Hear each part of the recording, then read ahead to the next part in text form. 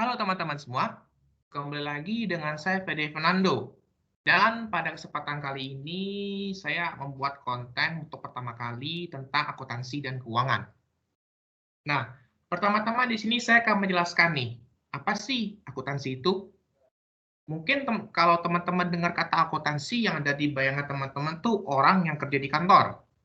Dan kerjaannya tuh di depan komputer mulu dan mungkin berkaitan dengan angka-angka.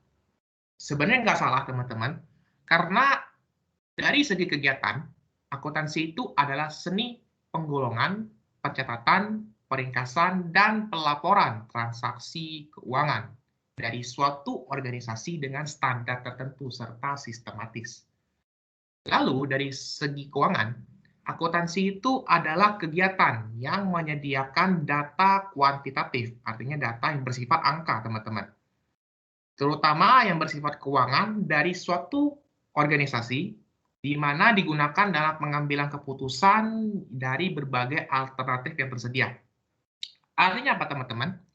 Artinya akuntansi itu adalah tujuan kita membuat transaksi keuangan disajikan dalam bentuk laporan keuangan, teman-teman. Dan dalam prosesnya, ada beberapa kegiatan seperti penggolongan, pencatatan, peringkasan, dan pelaporan. Nah, karena di sini kita membahas transaksi keuangan, maka transaksi yang dicatat di dalam akuntansi itu pastilah transaksi yang memiliki nilai ekonomi atau berpengaruh terhadap posisi keuangan perusahaan. Nah, nanti laporan keuangan ini akan digunakan oleh pihak-pihak yang berkepentingan untuk pengambilan keputusan. Seperti itu. Lalu berikutnya kita masuk nih. Tadi kan kita udah membahas pengertian akuntansi. Sekarang kita lebih membahas tentang aktivitas-aktivitas yang ada di dalam akuntansi. Pertama, kita akan mengidentifikasi. Seperti di depan, kita akan menggolongkan. Kita akan mengidentifikasi transaksi keuangan yang pastinya itu berpengaruh terhadap posisi keuangan perusahaan. Lalu, setelah kita identifikasi, kita akan catat. Kita akan record transaksi ekonomi tersebut. Nanti tempat pencatatannya itu ada lumayan banyak, teman-teman. Lalu setelah kita mencatat, sebenarnya kita harus ringkas dulu nih. Kita akan ringkas dulu, lalu kita akan komunikasikan ke dalam laporan keuangan, di mana nanti laporan keuangan itu akan diberikan kepada pihak yang berkepentingan. Oke, tadi saya udah sedikit bahas nih, ada yang namanya pihak yang berkepentingan atau pihak yang memakai laporan keuangan perusahaan. Mereka tuh siapa aja sih? Di sini saya kelompokkan jadi dua, teman-teman. Ada yang namanya internal user atau pengguna internal ya, yang dalam perusahaan, dan ada yang namanya external user atau orang-orang di luar perusahaan. Nah, untuk internal user itu contohnya seperti manajer ya. Manajer itu banyak, ada misalkan kayak manajer keuangan, manajer produksi, manajer pemasaran, dan masih banyak lagi. Dan ada yang namanya pemimpin perusahaan atau pimpinan perusahaan, kita sebutnya itu Chief Executive Officer atau CEO. Lalu untuk golongan kedua, yaitu external user, ya ini cakupannya luas banget. Dia bisa individu atau bisa organisasi di luar perusahaan yang butuh informasi keuangan perusahaan.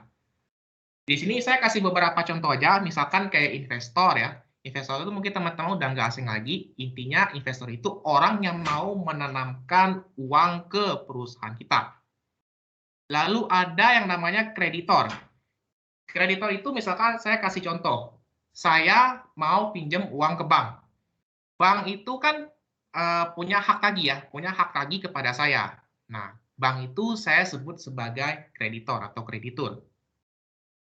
Lalu pihak ketiga itu ada government. Untuk government jelas ya butuh ya, karena yang namanya government atau pemerintah, dia butuh data keuangan perusahaan kita untuk dalam bidang perpajakan dan administrasi. Berikutnya, kan mungkin ada di bayangan teman-teman, kalau misalkan saya ambil jurusan akuntansi atau waktu saya belajar akuntansi, kira-kira prospek kerjanya itu seperti apa sih? Di sini ada yang namanya bidang spesialisasi akuntansi. Mungkin dengar kata ini teman-teman agak sedikit bingung. Saya kasih sebuah analogi atau sebuah perbandingan. Akuntansi itu nggak hanya istilahnya kayak tugasnya susun transaksi ke laporan keuangan aja, teman-teman. Misalkan kayak kedokteran. Dokter itu banyak ya, teman-teman. Nggak hanya dokter umum yang menangani sakit yang segala macam. Ada dokter yang terspesialisasi seperti dokter mata, dokter gigi, dokter telinga, hidung, dan tenggorokan, sama dokter spesialis penyakit dalam. Sama halnya dengan akuntansi, teman-teman. Akuntansi itu nggak seperti yang saya jelasin di awal, yang hanya susun laporan keuangan aja. Ada banyak, seperti yang sudah terpapar di dalam presentasi saya ini. Ada yang namanya akuntansi keuangan, ini akuntansi seperti dokter umum ya, di mana dia tugasnya susun transaksi keuangan menjadi laporan keuangan. Lalu ada yang namanya akuntansi manajemen, di mana akuntansi manajemen itu dia lebih terfokus kepada pengambilan keputusan dari laporan keuangan yang sudah ada. Lalu ada lagi yang namanya akuntansi pemeriksaan atau akuntansi forensik. Bahasa kerennya itu audit, teman-teman. Nah, di dalam akuntansi pemeriksaan ini ya, kita akan melakukan pengecekan terkait dengan laporan keuangan suatu perusahaan. Kalau misalkan akuntansi keuangan itu susun secara sistematis atau dari A ke Z, kalau untuk akuntansi forensik ini dia bisa Z ke A. Atau bisa aja si perusahaan atau si kliennya itu minta untuk periksa misalkan bagian C, atau misalkan bagian M-nya aja, teman-teman, seperti itu. Lalu yang keempat, ada yang namanya akuntansi biaya.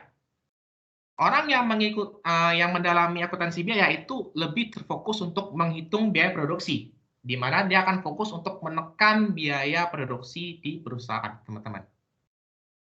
Lalu yang berikutnya ada akuntansi perpajakan, dan merupakan salah satu bidang terfavorit ya, karena perpajakan udah jelas ya, tugasnya pasti menghitung pajak, dan hal-hal atau pekerjaan itu berbau pajak, teman-teman.